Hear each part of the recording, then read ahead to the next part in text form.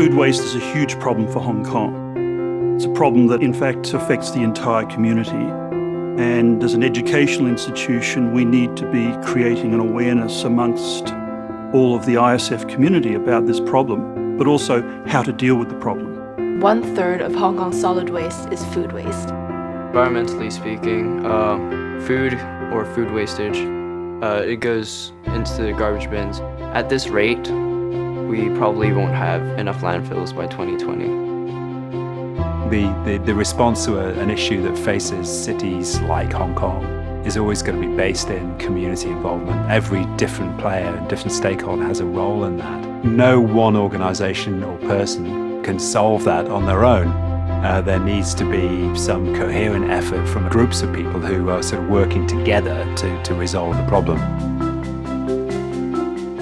We continue to have around 27,000 kilos of food waste over an academic year, which is about 190 days. Based on the philosophy of the school to try and make things as experiential as possible, ISF Academy has been composting and measuring all of their food waste now for about 2.5 years. Our goal being to ultimately significantly reduce the amount of food waste that we produce on a daily basis and over an academic year.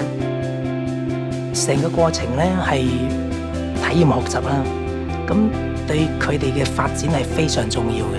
咁樣講去概括咧，我會用個愛字，因為咧喺佢嘗試用我哋學校廚餘個肥料種佢個菜由種子開始，咁到成長成棵菜咧，佢收成咗拎翻屋企，跟住咧就同媽咪講：呢棵菜我種出嚟嘅，好自豪。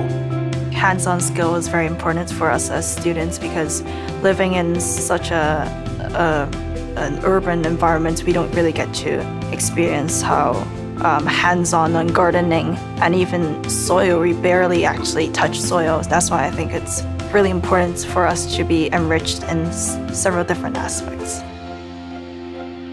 Well, the program was designed because we kind of realized in terms of food waste that what you kind of scrape off your plate every day is hard to quantify and hard to think about. So we wanted to take the net wastage of our school and provide a visual representation of that so our students could understand it better and give them more meaning behind the broccoli and the little bits of rice they scrape off their plates every day in the cafeteria.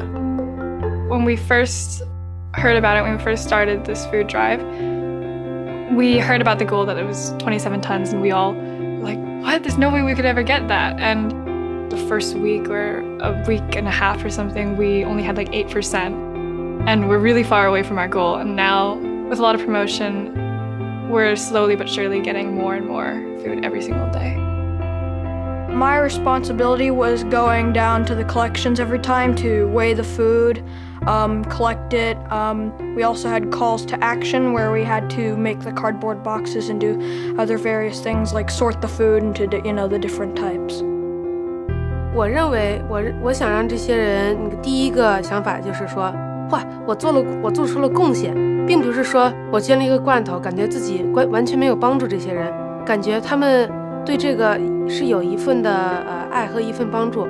So given the vast amount of food that we had, that we knew we would be collecting as a result of a whole school operation, we needed to work with Feeding Hong Kong. They were the one organization that would be able to take this volume.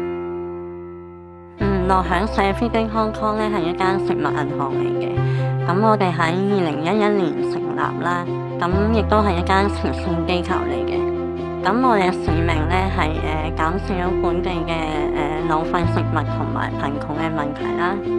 咁我哋嘅工作咧係其實係為食物公司同埋慈善機構提供一個橋梁，等食物公司可以有一個處理佢哋剩餘食物嘅方法啦，亦都俾慈善機構咧可以得到一啲食物去俾一啲有需要嘅家庭。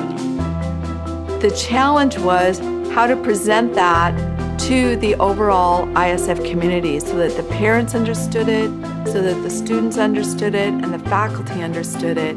And I think what we wanted to do, well, we knew that by building it and getting the kids to bring the food in and understanding what some of that replacement looked like, we actually had an opportunity to hopefully influence this I think also as a parent, the thought of my own kids not having a meal is something that's quite hard to even comprehend. If doing something like this on this large scale that makes our students aware of, how they can have an impact on improving somebody else's life, then I think it's a really great project and we should be probably doing more of it. As a teacher, especially with the kids that we teach, I think it's important for them to realize that they're part of a greater community. Honestly, I think just wow, one big wow. Looking at the immensity of the result should, again, create that kind of awareness. I'd say the one thing that we want them to take away from this is that donating food and doing things like this isn't just a drop in the bucket. I think when a lot of people think of doing charitable work or just minor things like giving a couple of cans, they think of it as insignificant or something that's not worth doing because of that. But when you can see the combined power of community and bringing all of this food together, then you realize that small thing that you're doing actually really has a big impact, especially when combined with those of your community members. It's a big issue that we have to deal with, and we have to know how to conserve and how to reduce our food production.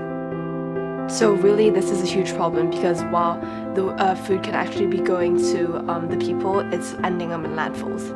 咁作為世界公民咧，我認為食物回收呢種問題係非常之緊要，同埋作為每一個香港市民，我哋應該都有嘅一種意識。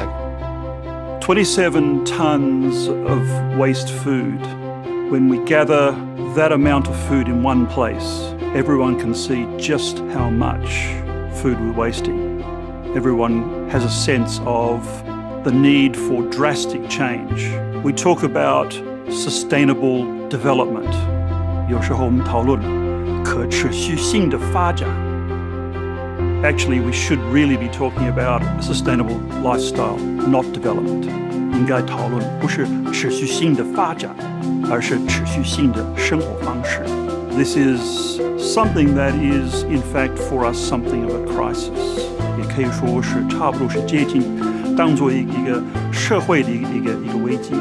We have to take steps to solve this. And the way we take steps is to change behavior, to use an experiential process of learning to enable students to take an approach that says, how much am I really going to eat today? Because in drawing attention to the problem, we have the start of a solution.